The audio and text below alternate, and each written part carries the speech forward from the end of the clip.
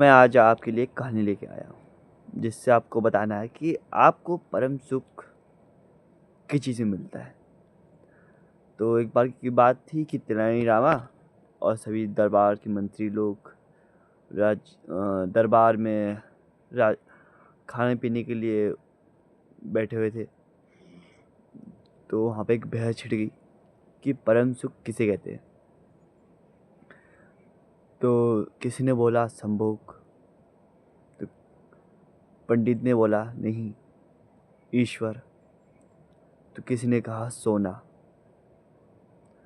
तो उनके राज पंडित तथाचार्य ने कहा इनमें से किसी को भी नहीं, क्योंकि किसी ना किसी को ईश्वर में विश्वास नहीं होता है और किसी को सोना मिलता ही नहीं है, तो क्या उसमें याद करे।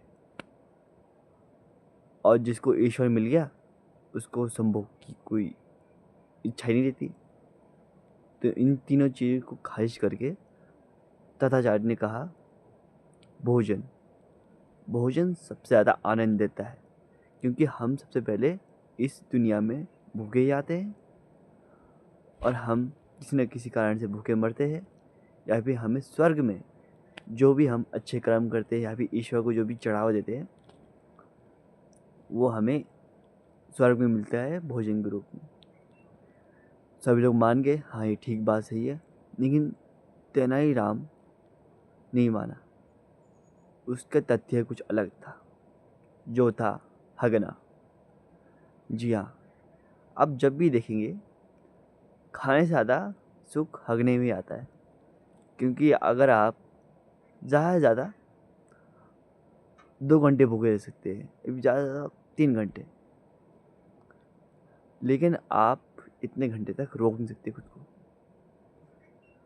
रोक भी लिया तो आपका अंदर का जो भी पेट की थैली होती है, पानी की थैली होती है, वो फट जा सकता है। तो हमें इसके लिए तुरंत ही जो भी करना पड़ता है 10 से या 5-20 में इतनी मिनट के अंदर करना पड़ता है। वहाँ तो हम सह नहीं पाते या फिर पूप निकलती है हमारे अंदर से। इसी कारण से खाना और जो जो हम वेस्टेज बाहर फेंकते हैं, इन दोनों के बीच बहुत बड़ा कंपटीशन हो सकता है।